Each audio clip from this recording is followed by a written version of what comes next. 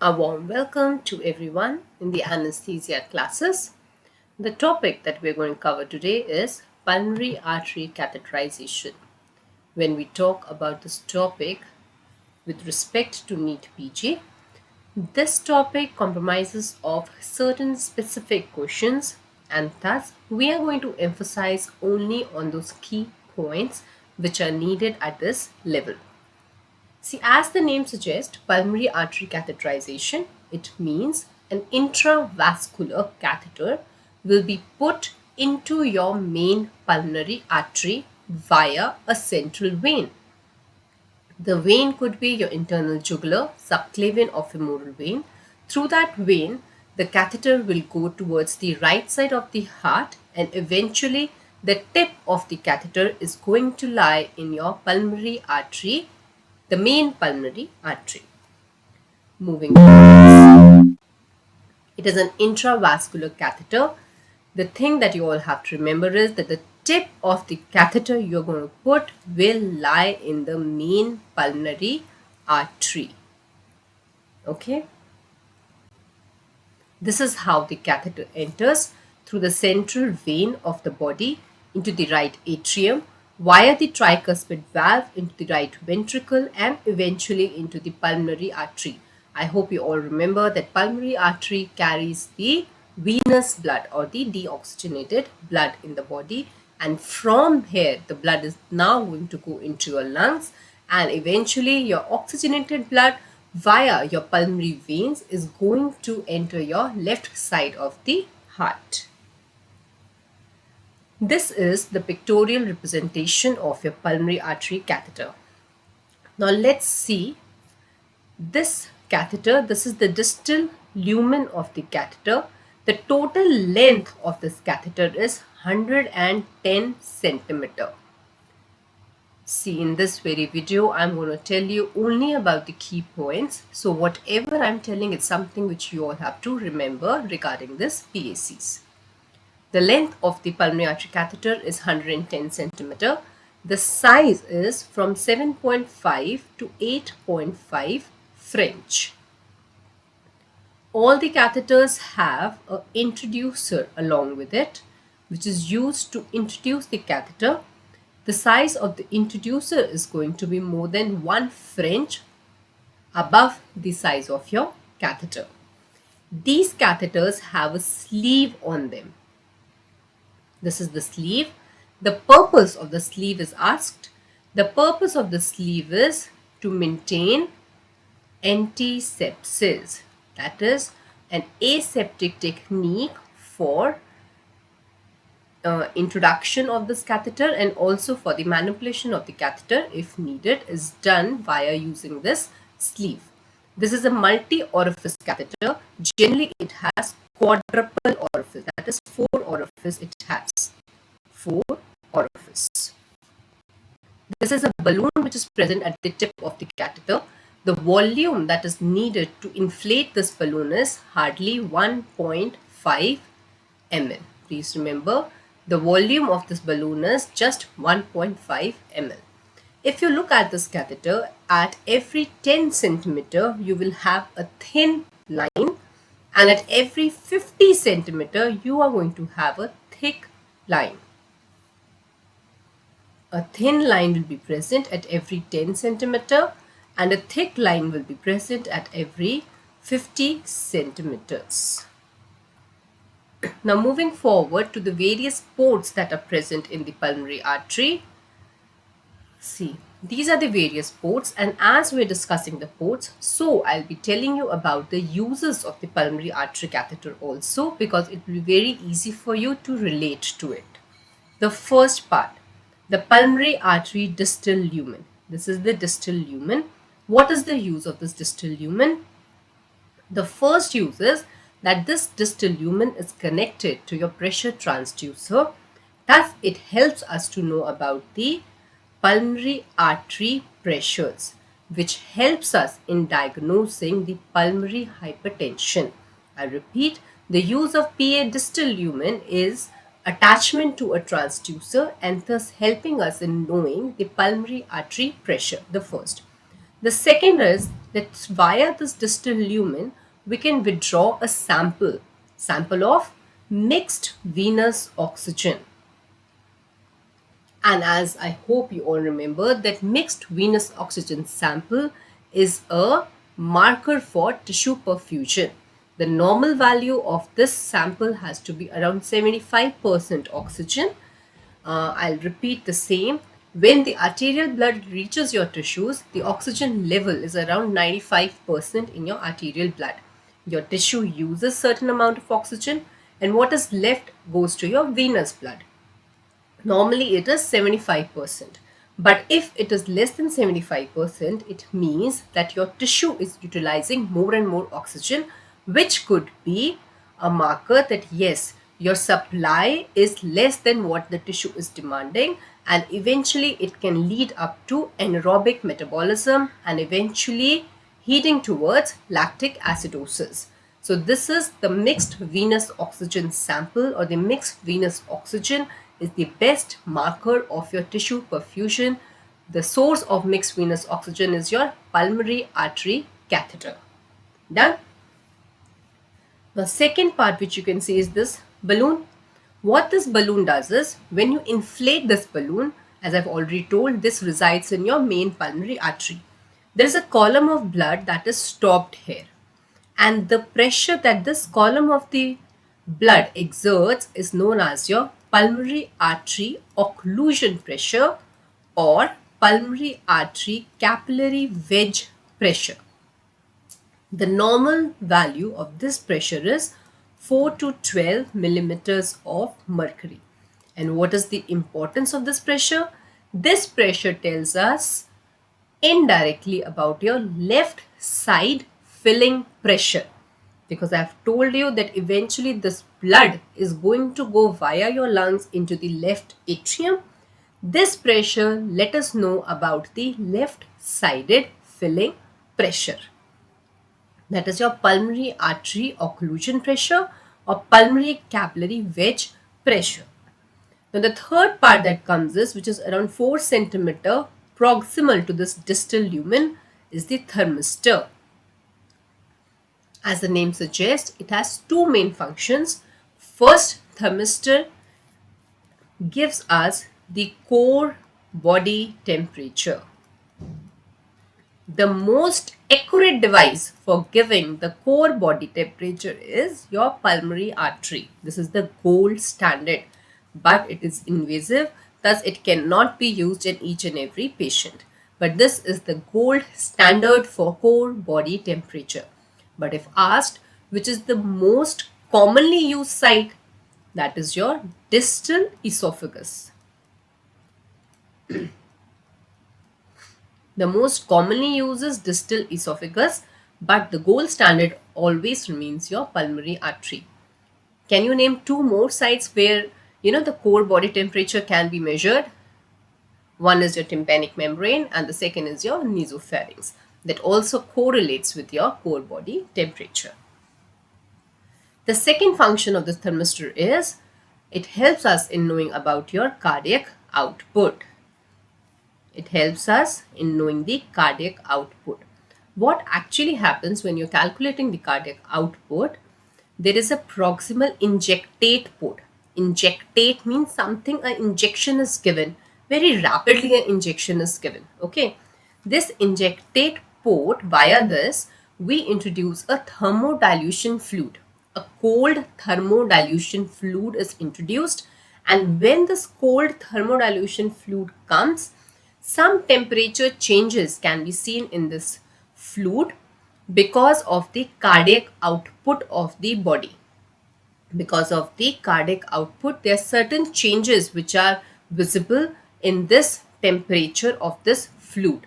And that change in the temperature is something that is noted at the level of this thermistor, which helps us in knowing about the cardiac output. You all have to remember just this thing, that thermistor helps us in knowing the core body temperature as well as the cardiac output of the body by using the thermodilution fluid.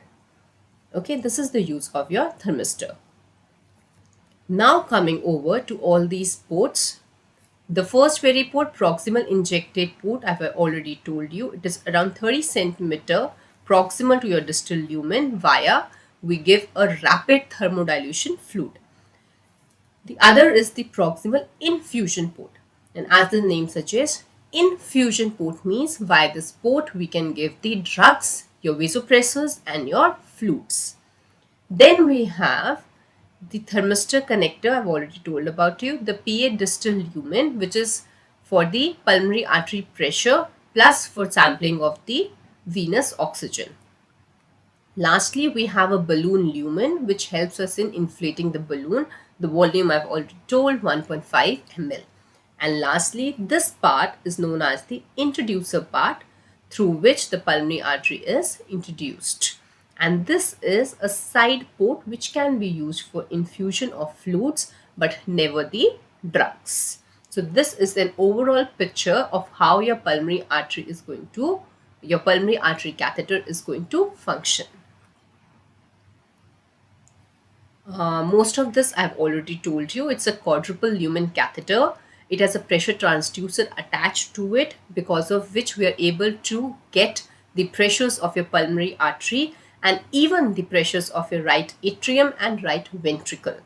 The size of the pulmonary artery ranges from 60 to 110 centimeter, and it is available in a size of 4 French to 8 French. The introducer will always be 1 French greater than the pulmonary artery catheter.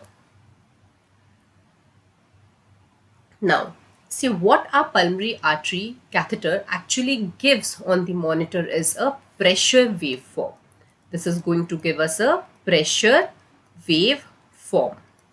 And this pressure waveform is going to help us in knowing the correct placement plus the pressures of your right atrium and right ventricle, your pulmonary artery and your pulmonary artery occlusion pressure.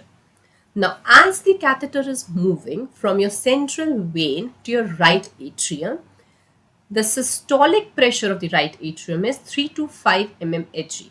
The point to be noted is the diastolic pressure is going to be 0.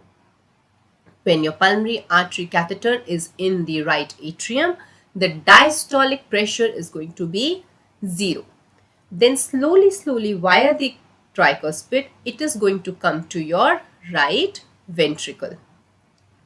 In the right ventricle, you can see a sudden rise in the systolic pressure. Look, the systolic pressure has risen from 15 to 30 millimeters of mercury. But still, the diastolic pressure remains 0. I repeat, the diastolic pressure in right atrium, right ventricle measures to 0 millimeters of mercury. And when you come to the right ventricle, you will be able to observe a certain rise in the systolic pressure. Now, when it enters the pulmonary artery, the correct placement is via the diastolic pressure. As soon as the catheter enters the pulmonary artery, a diastolic pressure comes. So when it enters the pulmonary artery, we have 5 to 15 millimeters of diastolic pressure that comes.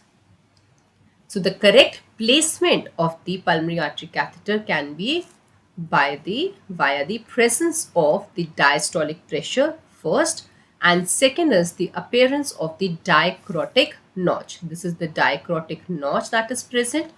The presence of this dicrotic notch and the appearance of the diastolic pressure helps us in knowing the correct placement of the pulmonary artery catheter into the main pulmonary artery. This is something you all have to remember.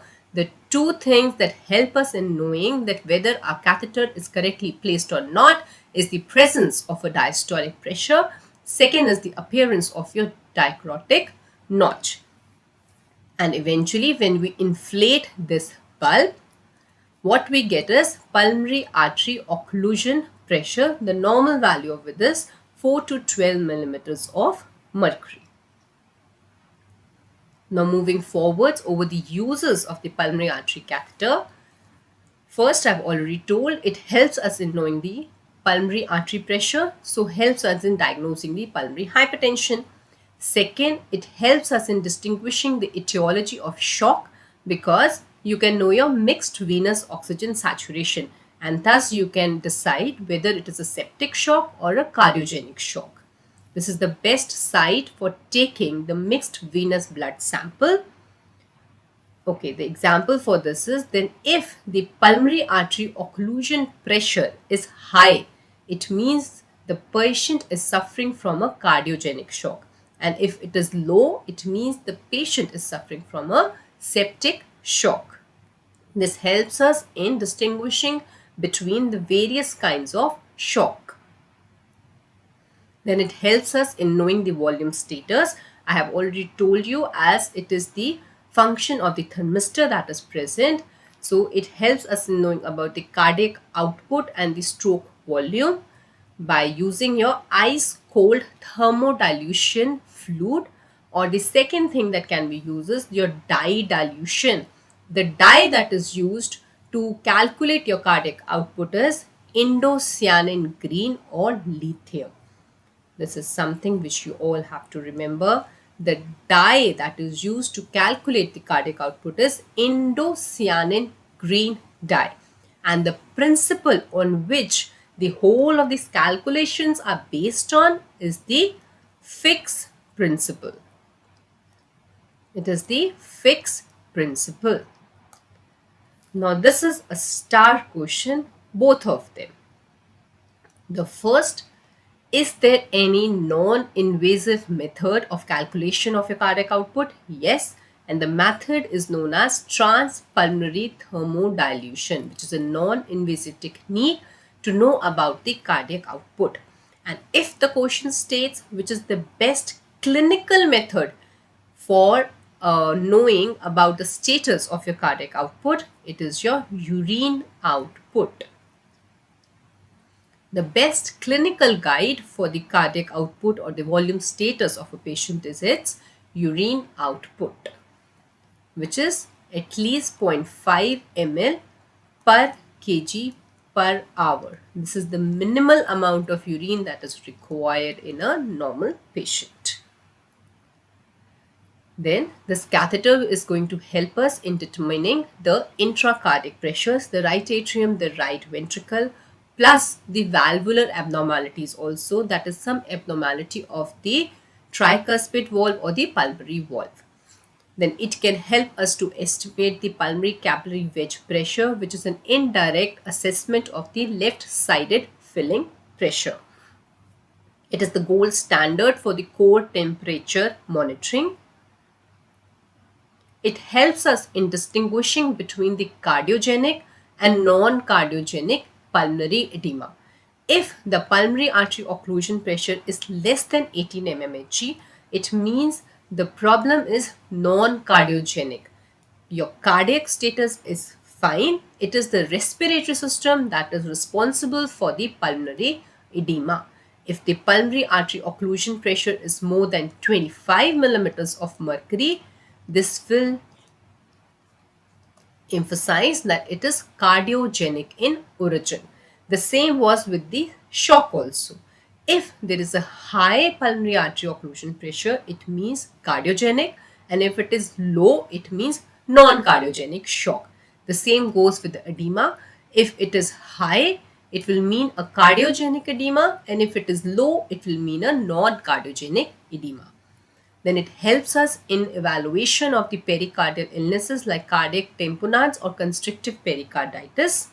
It helps us in knowing about the shunts if it is present on the right side of your heart, and eventually it helps us in also estimating the brain temperature during cardiopulmonary bypass.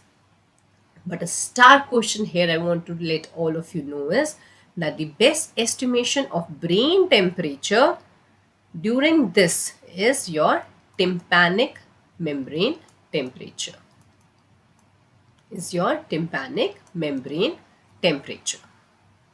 Now coming over to the last, that is the complications which are associated with PAC. The two most important complications that you all have to remember, the first, the arrhythmias. As it is in the right side, so it can cause your right bundle branch block, which is very common complication of PAC. that is the right bundle branch blocks. Then the mechanical and the catheter knots. The catheter cannot. If the catheter is for a lot of time, then it can eventually increase the chances of thromboembolism. Then pulmonary infection, some valve damage, and eventually it can also lead to a devastating and life-threatening complication of pulmonary artery rupture. The treatment for pulmonary artery rupture is something which is asked in the questions in the clinical scenarios these days, that if someone was given a pulmonary artery was kept in situ for some time, and eventually the patient's BP and the heart rate went haywire. So what could be one of the reasons? The one of the most common and devastating reason for such a condition would be the pulmonary artery has ruptured. And the treatment for this will be in two words. One is resuscitation, and second is endobronchial intubation has to be done, such that you have to protect your lung which is healthy, and the lung in which the pulmonary artery blood is flowing, you have to separate the two lungs so that the healthy lung can be ventilated and hypoxia can be prevented in that patient. So this is how the pulmonary artery rupture question comes. The two things that you have to see is, first, resuscitate the patient, and second is endobronchial intubation. So this was all about the pulmonary artery catheter. Thank you.